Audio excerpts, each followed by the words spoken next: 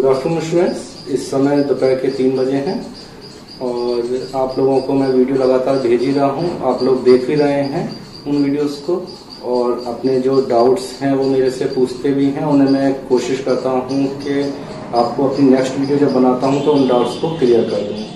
ठीक है, तो आप ये वीडियोस लगातार देखते रहिए, क्योंकि अगर मैं वीडियोस डालता रहूंगा और आप देखेंगे नहीं अगर डे बाई डे तो आपको बाद में समझ में नहीं आएगा। तो इनको लगातार डे बाई डे ही देखते रहिए वीडियोस को। ठीक है, अच्छा, हमारा जो टॉपिक था डीप वेन थ्रोम्बोसिस वो कंप्लीट हो गया है। तो उससे रिलेटेड अगर आप लोगों की कोई भी क्वेरी हो तो वो मुझे आप व्हाट्सएप पे पूछ लीजिएगा। ठीक है, तो अगला इसमें जो नेक्स्ट आया है वो है हेमेंजियोमा। तो जो हमारा ये सर्जरी के पार्ट फर्स्ट का 25वां चैप्टर है सिरा विकार यानी कि डिफॉर्मिटी ऑफ वेन्स। तो इसमें 3 हेडिंग्स दी हुई हैं, जिसमें कि पहली है वेरिकोज वेन, वो हम पढ़ चुके हैं। दूसरी है डीप वेन थ्रोम्बोसिस, वो भी हम पढ़ चुके हैं। और फिर तीसरी इसमें आती है हेमेंजियोमा। ठीक है, तो हेमेंजियोमा इस टॉपिक पे आने से पहले मैं बता दूं कि कुछ स्टूडेंट्स के एक दो कंफ्यूजन है, उन्हें मैं पहले क्लियर कर देता हूँ। देखो, एक तो जो है डॉक्टर निश्चित का कंफ्यूजन है वेरिकोज वेन को लेकर। हालांकि वेरिकोज वेन कंप्लीट हो चुका है, बहुत से उसमें कंफ्यूजन थे, जिन्हें डाउट्स थे उनको मैं क्लियर कर चुका हूँ। और जिन तो कोई लिमिट ही नहीं है, डाउट्स बहुत हो सकते हैं। लेकिन अच्छा है, डाउट्स तो तभी होते हैं ना कि जब हम किसी चीज को पढ़ते हैं, तो जब हम मोर स्टडी कर रहे हैं तो मोर कंफ्यूजन होता है, तो तभी तो डाउट्स आएंगे। तो ये है कि आप डाउट्स में इसको जो क्या पूछते रहिए और मैं उन्हें आपको क्लियर करता रहूंगा। तो डॉक्टर निश्चित का जो डाउट है वो ये है, उन्होंने कहा था सर उसमें जो बुक्स में दे रखा है प्राइमरी वेरिकोज और सेकेंडरी वेरिकोसिटी या वेरिकोज, तो इसमें डिफरेंस क्या है, ये क्या है, प्राइमरी और सेकेंडरी क्या है। तो मैं आपको क्लियर कर दूं डॉक्टर निश्चित, इसमें जो प्राइमरी वेरिकोज है इनके क्लासिफिकेशन किए गए हैं वेरिकोसिटीज के प्राइमरी और सेकेंडरी। तो इसमें प्राइमरी वो है कि जब आपकी वेरिकोसिटी का जो रीजन है वो क्या है कि वो डायरेक्टली होता है, जैसे कि आपकी जो वेन्स हैं सुपरफिशियल वेन्स, उनके वॉल्स जो हैं वो खराब हो गए, या बर्थ के समय से ही उनमें कोई डिफेक्ट था, ठीक है, या मसल्स वीक थी बर्थ के समय से ही। तो ये फैक्टर्स जो है सीधे रूप से जिम्मेदार हैं वेरिकोज वेन डेवलप होने के, इसलिए हम इनको जो कहेंगे वो प्राइमरी फैक्टर्स कहेंगे। और इसकी वजह से जो वेरिकोज वेन डेवलप हो रही है उसे हम प्राइमरी वेरिकोसिटी या वेरिकोज वेन कहेंगे। अच्छा, दूसरा क्या है सेकेंडरी, कि जब आपको यह है कि कोई बीमारी या कोई डिफॉर्मिटी हो गई, जैसे कि आपको डीप वेन थ्रोम्बोसिस हो गया या कोई पेल्विक ट्यूमर हो गया, उसकी वजह से अगर वेरिकोज उसके कॉम्प्लिकेशन के रूप में वेरिकोसिटीज डेवलप हो जाए तो इसे हम कहेंगे सेकेंडरी। ठीक है, तो आप अंतर समझे प्राइमरी और सेकेंडरी में कि अगर जो फैक्टर्स जो है सीधे रूप से जिम्मेदार होते हैं वेरिकोसिटी डेवलप होने के लिए, अगर वो प्रेजेंट है और उनकी वजह से वेरिकोज वेन डेवलप हो रही है तो वो हो गई प्राइमरी। और अगर आपको कोई दूसरी प्रॉब्लम थी और उसके कॉम्प्लिकेशन के रूप में वेरिकोज वेन डेवलप हुई है तो वो हो गया सेकेंडरी। ठीक है, तो ये क्लियर हो गया।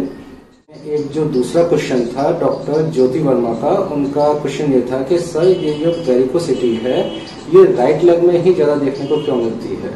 तो डॉक्टर ज्योति वर्मा, इसमें है क्या है कि वैसे तो कहीं भी किसी भी बुक में ऐसा मेंशन नहीं है कहीं पे भी कि राइट लेग में ही या किसी एक लेग में ही ज्यादा देखने को मिलेगी वेरिकोसिटी, तो ऐसा कहीं पे भी मेंशन नहीं है। हाँ, आपने मेरे को रेफरेंस भेजा था, वहां पर ये जरूर लिखा हुआ है कि जो है ये मोस्टली जो है एक लेग में ज्यादा देखने को मिल रही है। तो वो शायद इस वजह से लिख दिया है क्योंकि हमने जनरली देखा है कि जो वेरिकोसिटीज है वो राइट लेग में ज्यादा देखने को मिलती है, इसलिए ऐसा वहां पे लिख दिया है, वरना ऐसा कोई रीजन है नहीं है। ये वेरिकोसिटी इक्वल ही चांस होते हैं कहीं पे भी डेवलप होने के। और मैंने बताया ना कि पूरी बॉडी में कहीं पे भी डेवलप हो सकती है। लेग्स में जो है, क्योंकि ये ग्रेविटी के अपोजिट लेग्स जो है ब्लड को, जो लेग्स की वेन है वो ग्रेविटी के अपोजिट ब्लड को ले जा रही है, इसलिए लेग्स में ज्यादा चांस होते हैं डेवलप होने के। और इन लेग्स में भी अगर लेफ्ट राइट में हम देखें तो ऐसा कुछ नहीं है कि इन्हें क्या है कि दोनों ही लेग में इक्वल चांस होते हैं डेवलप होने के। ऐसा कुछ नहीं है कि राइट में ज्यादा डेवलप होगी या लेफ्ट में ज्यादा डेवलप होगी। ठीक है, तो ये क्लियर है। अच्छा, तीसरा जो एक क्वेश्चन था वो था डॉक्टर कृति का। हालांकि ये क्वेश्चन थोड़ा सा मेरे को समझ में नहीं आया कि वो पूछना क्या चाह रहे हैं।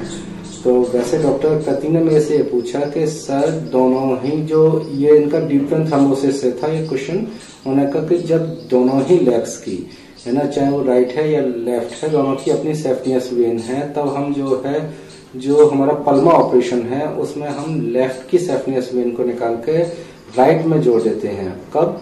जबकि जो है इलियोफीमोरल जो वेन है उसमें थ्रम्बोस होता है, तो उस कंडीशन में हम जो लेफ्ट की सेफ्टियस वेन है उसको निकाल कर राइट में जोड़ देते हैं। तो एक लेग की वेन को निकाल कर दूसरे लेग में जोड़ देंगे तो ये किस तरीके से हो पाएगा, कैसे पॉसिबल होगा? तो देखो आप ये इमेज देखो, ठीक है। पहले तो यहाँ पे आप देख रहे हो कि दोनों ही जो लेग हैं दोनों की अपनी जो है सेफ्टियस वेन है, ठीक है। ये आप यहाँ तक तो क्लियर है ही है आपको। तो वैसे मैं कोशिश कर रहा हूँ आपके क्या है क्वेश्चन को, क्योंकि जहां तक मैं समझाऊं कि आप जो पूछना चाह रहे हैं, तो इसमें आप देख पा रहे हो कि दोनों ही लेग्स की जो है अपनी अपनी सेफ्टियस वेन है। अब शायद जब मैं इसकी बाहर का स्ट्रक्चर बना रहा हूँ, इस इमेज में देखो, अब इसमें मैंने बाहर का स्ट्रक्चर बना दिया, तो शायद आपको इससे क्लियर हो जाए कि किस तरीके से हम सेफ्टियस वेन को दूसरे लेग से कनेक्ट कर रहे हैं। अब इस इमेज में देखिए कि किस तरीके से हमने जो है लेफ्ट की जो सेफ्टियस वेन है उसको राइट से हमने कनेक्ट किया, ठीक है। तो शायद मेरे ख्याल से इस इमेज को देखने के बाद आपको क्लियर हो गया होगा कि किस तरीके से हम जो है लेफ्ट की सेफ्टियस वेन को राइट से कनेक्ट करते हैं। क्योंकि जब मैंने खाली वेन का एक स्ट्रक्चर बनाया था तो शायद उससे आपको क्लियर नहीं हो पा रहा हो, लेकिन जब मैंने एक बाहर का स्ट्रक्चर बना दिया है तो शायद आपको ये क्लियर हुआ हो। क्योंकि जो हमारी सेफ्टियस वेन फीमोरल वेन से जुड़ती है वो इंग्वाइनल रीजन पे आकर जुड़ती है, जिसे कि हम सेफनो फीमोरल ओपनिंग भी बोलते हैं। तो हमें वहीं पे ही कनेक्ट करना है। तो नीचे ऐसा नहीं है कि लेग में से नीचे को लेकर जाना है, हमें वहीं पे कनेक्ट करना है, तो ऊपर से आके वहां से कनेक्ट हो जाएगा। तो शायद आपको ये अब क्लियर हो गया होगा, ठीक है। तो अब हम अपने टॉपिक पे आते हैं। तो हमारा जो टॉपिक था मैंने बताया था कि वेरिकोज सिटी या वेरिकोज वेन आपका हो चुका है, दूसरा डीप वेन थ्रोम्बोसिस था वो हो गया है, और तीसरा है इसमें हीमेंजियोमा। ये हीमेंजियोमा क्या है? देखो, अगर हीमेंजियोमा हम देखें तो दो शब्दों से मिलकर बना है, हीमेन और ओमा। ओमा आप समझते हैं, ओमा कैसे कहते हैं हम ट्यूमर को, कि जब भी कोई ट्यूमर होता है तो उसके में जो है ओमा शब्द का यूज किया जाता है। और हीमेन यानी कि ब्लड वेसल्स, तो जब हमारी ब्लड वेसल्स में कोई ट्यूमर होता है तो उसी के लिए वर्ड आता है हीमेंजियोमा।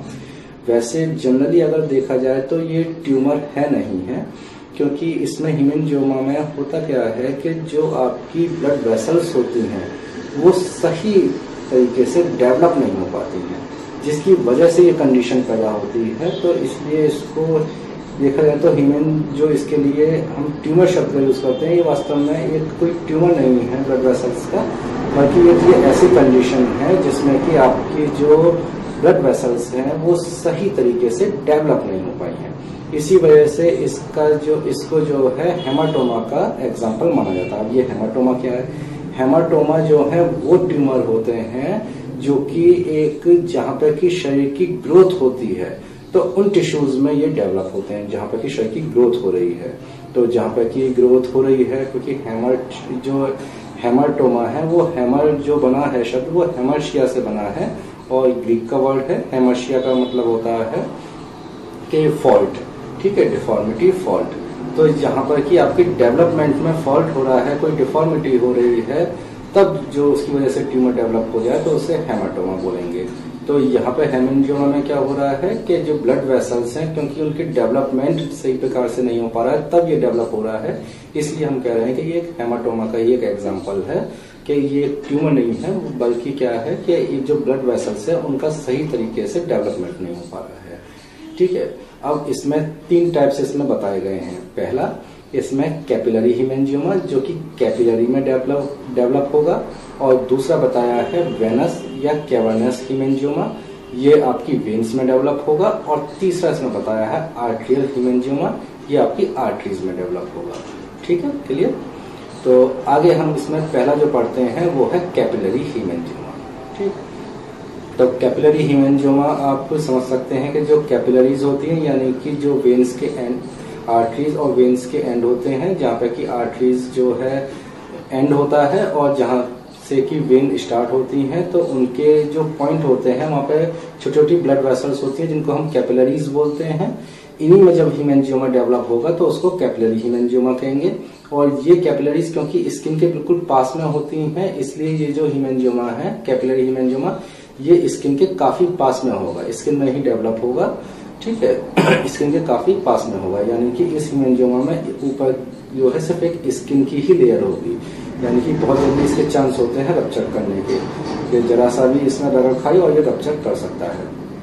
ठीक है, तो ये जो कैपिलरी हीमेंजियोमा है इसको भी फिर हमने 3 टाइप्स में डिवाइड किया हुआ है। पहला इसमें क्या आता है, सैल्मन पैच, जो इसमें पहला दे रखा है वो है सैल्मन पैच। दूसरा है इसमें पोर्ट वाइन स्ट्रेन। ठीक है, दूसरा इसमें दे रखा है पोर्ट वाइन स्ट्रेन और तीसरा इसमें दे रखा है स्ट्रॉबेरी एंजियोमा। ठीक, तो इसको 3 टाइप्स में डिवाइड किया हुआ है कैपिलरी हीमेंजियोमा को। पहला आपका सैल्मन पैच, दूसरा है पोर्ट वाइन स्ट्रेन और तीसरा है स्ट्रॉबेरी एंजियोमा। तो पहले हम देखते हैं इसमें सैल्मन पैच को। देखो सैल्मन पैच इसलिए क्या होता है कि इसमें जो हीमेंजियोमा डेवलप होता है वो जनरली बच्चे में जो है बर्थ के समय से ही देखने को मिलता है। ठीक है, जैसे बच्चा पैदा होता है तभी से बच्चे में बर्थ मार्क भी, इस वजह से हम इसको बोल देते हैं, क्योंकि बच्चा जैसे ही पैदा होता है तभी बर्थ के समय से ही ये देखने को मिलता है। और ये ज्यादातर कहाँ पे देखने को मिलता है, आपके फेस पे, और फेस पे भी जो आपका फोरहेड है वहां पे ये देखने को मिलेगा, और फोरहेड के भी मिड लाइन पे ये देखने को मिलता है हीमेंजियोमा। ठीक है, तो ये हीमेंजियोमा जो आपको देखने को मिलेगा जनरली फेस पे, फेस में भी आपके फोरहेड की मिड लाइन पे। ठीक, अच्छा, ये जो हीमेंजियोमा होता है ये जनरली 1 साल के बाद अपने आप ही डिसअपियर हो जाता है, अपने आप ही ठीक हो जाता है। इसलिए इसमें किसी तरीके के कोई भी ट्रीटमेंट की जरूरत नहीं पड़ती है, क्योंकि 1 साल के बाद ये अपने आप ही ठीक हो जाता है। ठीक है, अच्छा, मैं आपको वीडियो एक भेज रहा हूँ, मतलब कुछ इमेज आपको भेज रहा हूँ। ये आप कुछ इमेज देखिए जिससे कि आपको ये क्लियर हो, आप पहचान पाओ कि सैल्मन पैच जो है वो किस तरीके के दिखते हैं। तो ये कुछ इमेज देखिए और पहचानिए सैल्मन पैच कैसे दिख रहे हैं।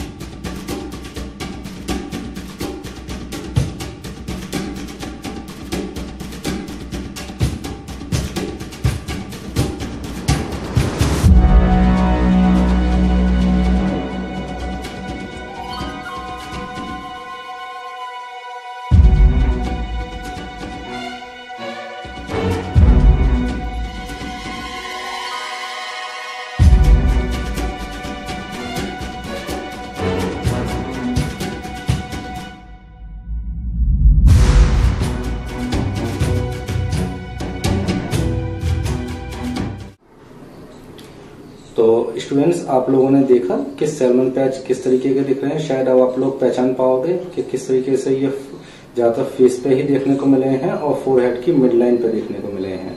ठीक है, तो इस तरीके के हमें ये मार्क्स देखने को मिलते हैं बर्थ के समय से बच्चे में, और जनरली 1 साल बाद ये अपने आप ही डिसअपियर भी हो जाते हैं, ठीक हो जाते हैं। ठीक है, अच्छा, दूसरा फिर इसमें आता है पोर्ट वाइन स्ट्रेन। ठीक है, अब ये पोर्ट वाइन स्ट्रेन ये किस टाइप का हीमेंजियोमा है, कैपिलरी हीमेंजियोमा में ही आता है ये। और इसमें क्या होता है कि जनरली ये भी वैसे तो मोस्टली तो ये फेस पे ही देखने को मिलता है, और ये एक काफी फैलाव के रूप में होता है। जैसे आपने देखा कि वो तो फिर भी थोड़े से एरिया में था, आपने जो सैल्मन पैच था, लेकिन यहाँ पे सॉरी, जो पोर्ट वाइन स्ट्रेन था वो काफी हिस्से में फैला हुआ है, तो ये काफी हिस्से में फैला रहता है। ठीक है, और बर्थ के समय से ये भी प्रेजेंट होता है, जैसे बच्चा पैदा होता है उसके साथ ही ये भी प्रेजेंट होता है। और लेकिन इसमें जो प्रोग्रेस होती है, बच्चा जैसे जैसे ग्रो करता है वैसे वैसे इसमें प्रोग्रेस नहीं होती है, और बच्चा जब लगभग 5 से 6 साल का हो जाता है तब ये धीरे धीरे खुद ही डिसअपियर होने लग जाता है, इसका कलर फेड पड़ने लग जाता है। ठीक है, तो इसमें भी किसी खास ट्रीटमेंट की जरूरत नहीं पड़ती है। ठीक है, तो ये क्लियर है आपको। तो अब इस, और ये मैंने बताया कि मेनली जो देखने को मिलता है फेस पे देखने को मिलता है, लेकिन इसके अलावा भी ये जो है शोल्डर पे, आपके नेक पे, आपके बटक्स पे, यहाँ पे भी देखने को मिल सकता है। तो ये मैं आपको कुछ इमेज दिखाता हूँ, इससे आप थोड़ा सा पोर्ट वाइन स्ट्रेन है उसको पहचानने की कोशिश करिए कि किस तरीके का ये दिखता है। देखिए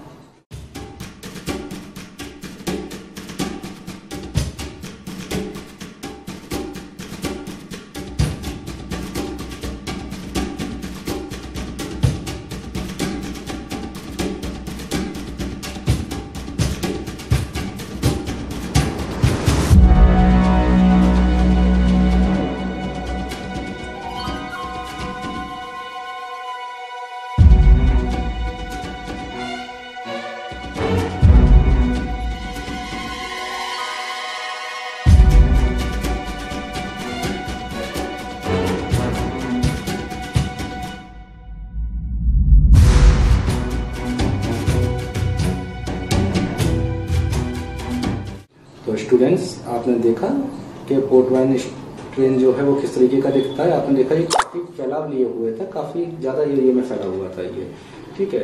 और आपने देखा कि मोस्टली तो ये फेस पे ही देखने को मिल रहा है, लेकिन इसके अलावा ये है आपने शोल्डर पे भी देखा कि शोल्डर पे भी मिल रहा है, चेस्ट पे भी मिल रहा है, नेक पे भी मिल रहा है, तो और जगह पे भी ये देखने को मिल रहा है, ठीक है। इसके बाद फिर जो तीसरा आता है वो आता है हमारा स्ट्रॉबेरी एंजियोमा। स्ट्रॉबेरी नाम बड़ा अजीब सा है इसका, है बड़ा ये फल पे दिया हुआ है स्ट्रॉबेरी पे नाम इसका। वो क्यों नाम है इसका स्ट्रॉबेरी एंजियोमा? क्योंकि ये इसमें जो आपका लेसन आपको देखने को मिलेगा वो एकदम डार्क रेड कलर का होता है, स्किन से कुछ उभरा हुआ होता है, तो देखने में वो बिल्कुल स्ट्रॉबेरी जैसा लगता है, इसलिए इसका नाम जो है स्ट्रॉबेरी एंजियोमा दे रखा हुआ है, ठीक है। अच्छा, ये जो होता है स्ट्रॉबेरी एंजियोमा ये बर्थ के समय से प्रेजेंट नहीं होता है, और 1 महीने बाद, लेकिन बच्चा जब 1 महीने का होता है उस समय ये अचानक से प्रेजेंट हो जाता है, ठीक है। तो बर्थ के समय से प्रेजेंट नहीं होता, लेकिन बच्चा जब 1 महीने का होता है तब ये दिखाई देने लग जाता है, प्रेजेंट हो जाता है, ठीक। तो इसमें भी वैसे किसी ट्रीटमेंट की जरूरत नहीं पड़ती है, और इसमें क्या होता है कि जैसे जैसे बच्चे की ग्रोथ होती है वैसे इसमें भी प्रोग्रेस होती है, और लगभग बच्चा जब 5 से 7 साल की एज का होता है तब ये अपने आप ही रिग्रेस कर जाता है, डिसअपियर हो जाता है, और इसका कलर फेड कर जाता है, ठीक है। तो आपने देखा जनरली ये जो कैपिलरी हेमेंजियोमा है इसमें किसी विशेष ट्रीटमेंट की जरूरत नहीं होती है, सिर्फ इसमें वेट एंड वॉच किया जाता है, यानी कि जैसे जैसे टाइम आगे जाता है वैसे वैसे ये अपने आप ही ठीक हो जाते हैं कैपिलरी हेमेंजियोमा, ठीक है।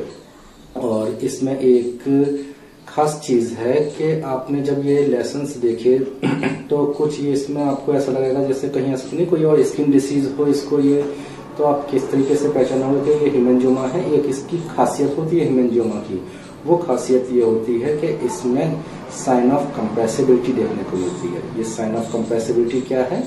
यानी कि इसमें कंप्रेसिबिलिटी यानी कि कंप्रेस, जब आप उसको दबाओगे तो दबाने पे क्या होगा कि जो उसमें ब्लड भरा हुआ है वो अंदर को चला जाएगा। जब वो ब्लड अंदर को जाएगा तो अब जैसे आपका स्ट्रॉबेरी एंजियोमा है, आपने देखा कि कैसे उभरा हुआ है, अगर आप इसको दबाओगे तो एकदम ब्लड अंदर को चला जाएगा और ये दब जाएगा। जब आप प्रेशर को रिलीज कर दोगे तो थोड़ी देर बाद ये फिर उभर जाएगा।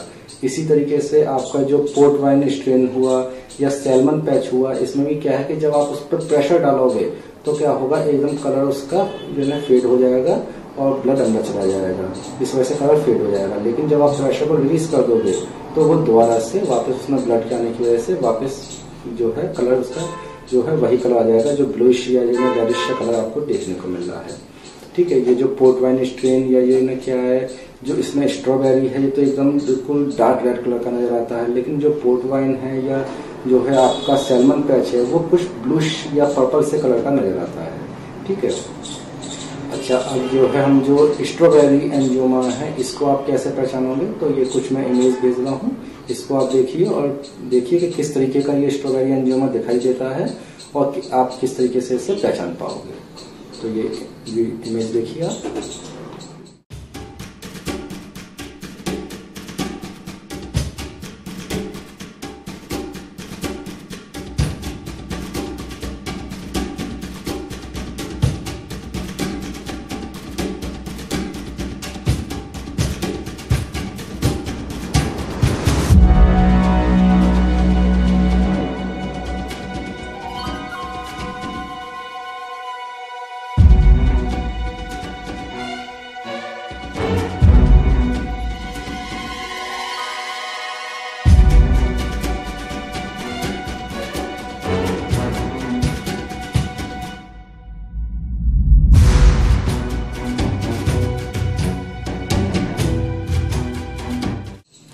स्टूडेंट्स, आप लोगों ने ये इमेज देखी, तो अब मेरे ख्याल से आप जो है तीनों में ही डिफरेंस कर पाओगे कि एक तो आप कैपिलरी एंजियोमा को पहचान पाओगे, और इन तीनों में ही आप जो है इसके जो 3 टाइप्स मैंने बताए हैं इनमें डिफरेंस भी कर पाओगे।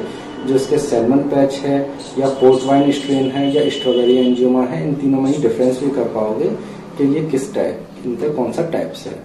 तो ये था आपका कैपिलरी हेमेंजियोमा। आपको बताया मैंने कि इसकी एक खासियत है कि इसको आप कंप्रेसिबिलिटी के साइन से पहचान सकते हैं, यानी कि जब आप प्रेशर देंगे उस पर तो वो कलर फेड कर जाएगा, और जब प्रेशर को रिलीज करेंगे तो वापस अपनी फॉर्म में आ जाएगा। दूसरा इसमें यह है कि किसी ट्रीटमेंट की जरूरत नहीं पड़ती है, सब इसमें वेट एंड वॉच किया जाता है, टाइम के साथ साथ अपने आप ही ठीक हो जाता है।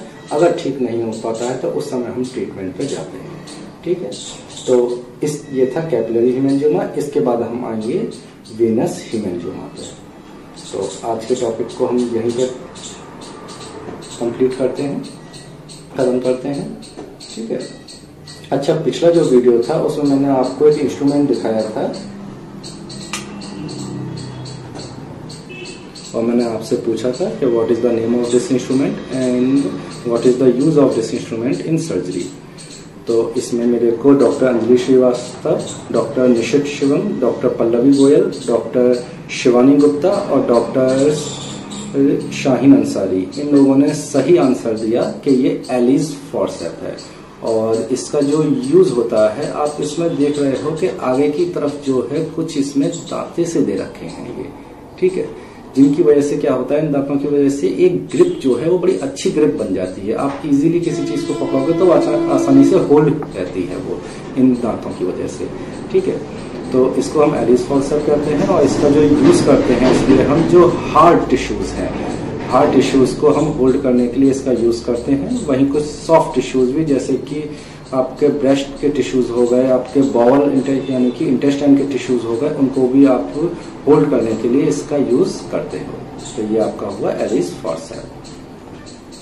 तो आज का जो इंस्ट्रूमेंट है वो आपका ये है।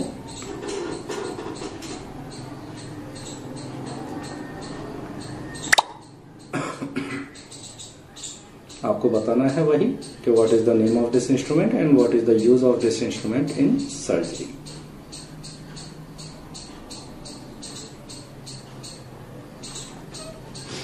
देखिए, मैं आपको इंस्ट्रूमेंट इसलिए एक इंस्ट्रूमेंट जो है इस लेक्चर में लास्ट में दिखा देता हूं, जिससे कि धीमे धीमे आपको इन इंस्ट्रूमेंट को पहचानना भी आ जाए कि हम इंस्ट्रूमेंट्स को कहते क्या हैं। और इसमें वीडियो पढ़ाई ही हुआ है इंस्ट्रूमेंट्स का, तो वो आप देख लीजिए, तो उससे आपको पहचानना आएगा कि किस इंस्ट्रूमेंट्स का क्या नाम है और मेनली हम उसका किस में यूज करते हैं। तो आज के टॉपिक को फिर हम यहीं पे कंप्लीट करते हैं, आज का लेक्चर।